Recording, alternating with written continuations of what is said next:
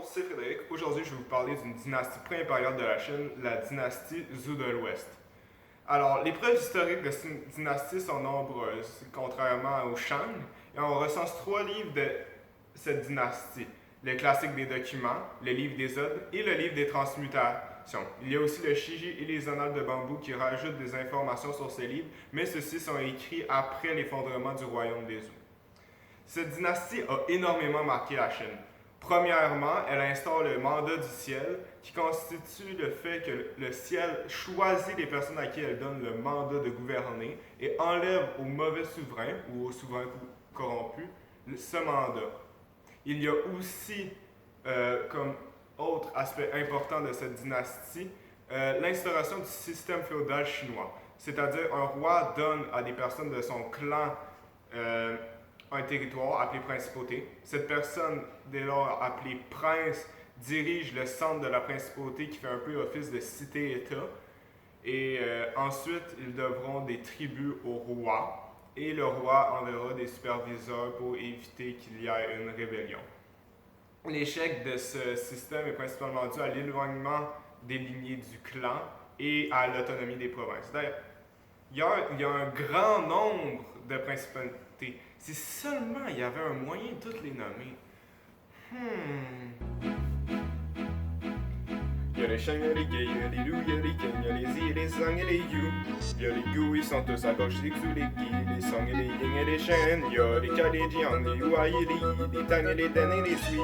Les Sang et les Shu, ils sont en bas. Il y a les Tao, Gao, Kao, Mao. Il y a les Lu, il y a les Teng, il y a les Xen, il y a les Sheng, il y a les Gi, il y a les Ji et les Ju.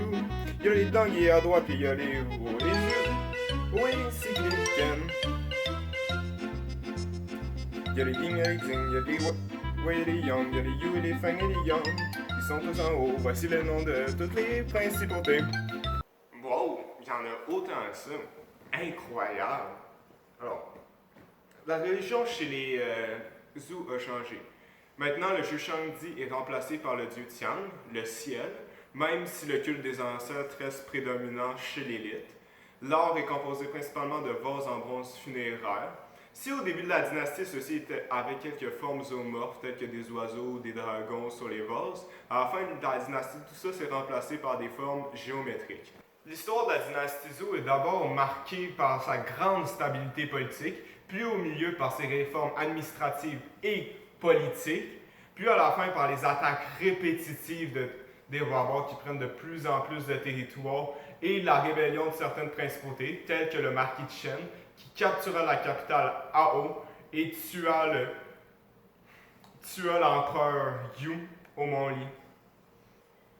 Il est important de préciser que les barbares ne sont pas des peuples nomades ou vraiment dans le sens barbare. C'est surtout des peuples qui ne font pas partie des principautés ou du royaume Zhou, mais qui adoptent leur culture.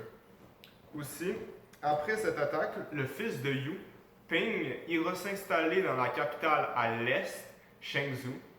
Du coup, il ne s'agit pas de la fin du royaume Zhou, et plutôt de la suite d'une prochaine dynastie, la dynastie des Zhou de l'Est. Certains empereurs ont d'ailleurs marqué la dynastie, notamment Wu Wen, le premier souverain de la dynastie Zhou.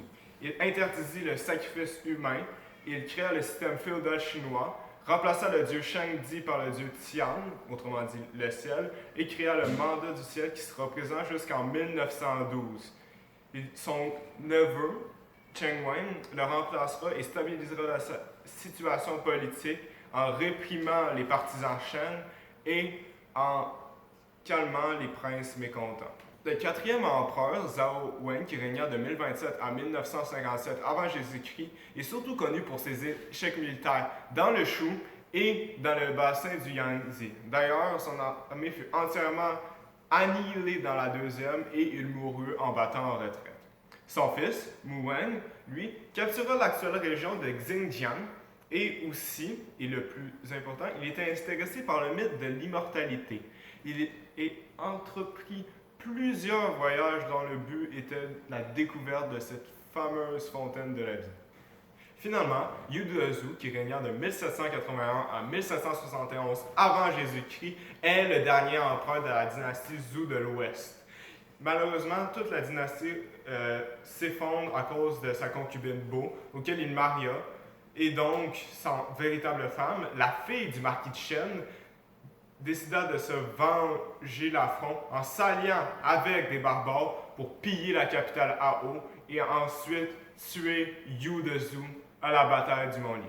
Voici les références utilisées. J'espère que vous avez apprécié la vidéo. Et sur ce, je vous dis à la prochaine.